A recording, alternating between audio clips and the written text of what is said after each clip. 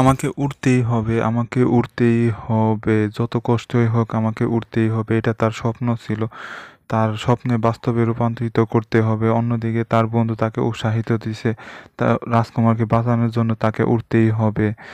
যদিও এটা বাস্তবে কখনো সম্ভব না, কিন্তু তার অলৌকিক শক্তি দিয়ে সে উড়তে পারবে এই বলে আস্তে আস্তে রাজকুমারীকে সাহায্য করতে চায়, কিন্তু তাকে চোরাবালি টেনে নিয়ে যায় এবং তারা দুজনেই ডুবে যায়।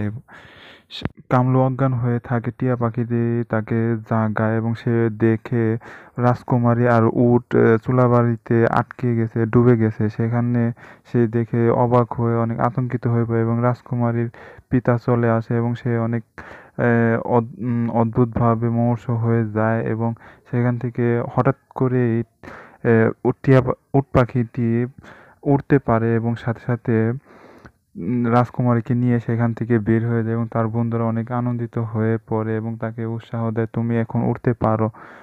ও, উট পাখিকে উড়তে দেখে সবাই অনেক আনন্দিত হয়ে যায়, কারণ তার স্বপ্ন ছিল একদিন সে উড়বে এবং সবাই তাকে সমর্থন করে এবং সবাই অনেক তাকে ভালোবাসে এবং উড়ার জন্য এবং রাজকুমারীকে বাঁচানোর জন্য তাকে অনেক ধন্যবাদ জানায় সবাই। রাজকুমারীর সাথে সাথে তার পিতার কাছে চলে যায় এবং পিতাকে তাকে ধন্যবাদ জানায় এবং তাকে সাহায্য করার জন্য তার বন্ধুদেরকেও সকলকে ধন্যবাদ জানায়।